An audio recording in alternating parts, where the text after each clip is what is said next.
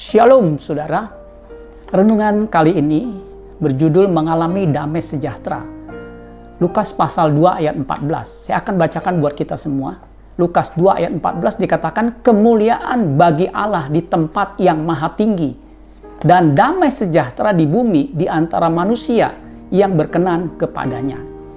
Saudara-saudara sekalian, malaikat Tuhan menyampaikan berita kelahiran Tuhan Yesus kepada gembala-gembala di padang.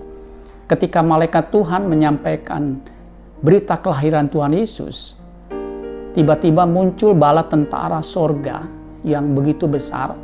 Di ayat 14 ini yang kita baca, dikatakan, ya, ayat 13, dan tiba-tiba tampaklah bersama-sama dengan malaikat itu yang menyampaikan kabar baik, sejumlah besar bala tentara sorga yang memuji Allah, katanya, kemuliaan bagi Allah di tempat yang maha tinggi dan damai sejahtera di bumi di antara manusia yang berkenan kepadanya. Jadi kelahiran Tuhan Yesus itu memberitakan atau menyampaikan damai sejahtera. Bagi siapa? Damai sejahtera di antara siapa? Di antara manusia. Apakah semua manusia yang ada di bumi? Tidak. Dikatakan damai sejahtera di bumi, ya, manusia yang tinggal di bumi, di antara manusia yang berkenan kepadanya. Jadi berita Natal itu disampaikan kepada semua manusia yang ada di bumi ini. Tetapi damai sejahtera hanya bagi mereka yang hidupnya berkenan kepadanya. Hanya orang yang berkenan kepada Allah yang akan mengalami damai sejahtera yang sesungguhnya. Apa itu damai sejahtera yang sesungguhnya? Damai sejahtera yang sesungguhnya adalah bukan hanya ketika kita hidup di bumi, di mana hati kita penuh dengan sukacita, penuh dengan damai sejahtera, tetapi juga nanti di sampai kekekalan kita akan memiliki damai sejahtera yang melampaui segala akal.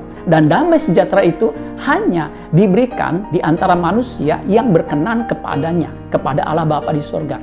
Hanya manusia yang berkenan kepada Allah Bapa di sorga yang akan mengalami damai sejahtera abadi.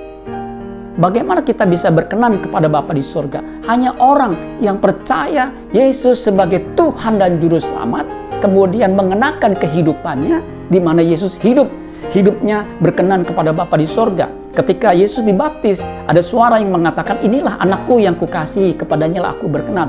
Ketika Yesus dipermuliakan di atas gunung, juga ada suara, inilah anakku yang kukasihi, kepadanya lah aku berkenan.